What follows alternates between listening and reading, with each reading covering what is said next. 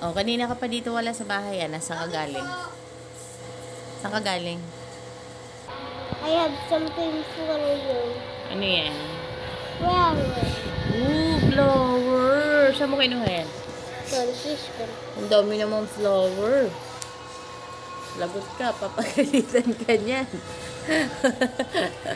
Papagalitan ka yan. Saan mo kinuha yan? Francisco. Ba't mo ako kinuhanan ng flower? Kasi love kita. Love mo ako? Pupo. O, okay din. Patingin. Ba't may kasama? Utot naman. O, okay na yung flower ko. Wow, napakadami namang flower. Talagang nag-alala ka kay mama? Hmm? Ha? Bakit mo ako binigyan ng flower? Kasi love kita. I love you too. Ayun, ang dami niyang bigay na flowers sa akin. Thank you, anak. Kiss, mama. Alam niyo ba na si Kay pa lang yung kauna-unahang lalaki nagbigay sa akin ng bulaklak? Ay, napakaswerte ko dito sa batan to. May nagtatampo sa akin ngayon kasi may hinihingi siya na hindi ko mabigay. Tansya na kayo sa boses ko, masama lang pakiramdam. Ito yung hinihingi niya. Nangihingi ng kapatid. Anong problema mo, Kay? Wala ko papatid. Wala kang ano?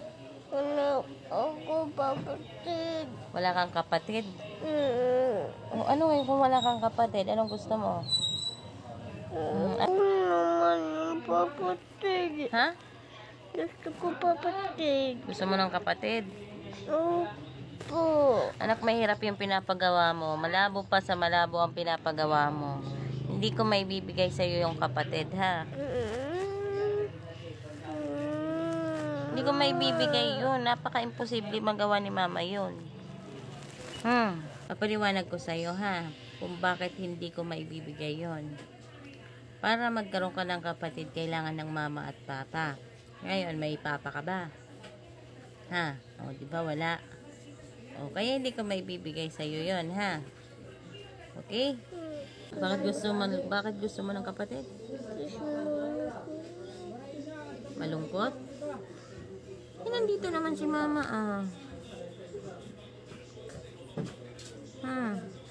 Hindi ka ba happy kay mama? Hindi ka happy kay mama? Huwag na ikaw mag-cry-cry. Okay? Na mag-cry-cry, ha? Hindi ka na.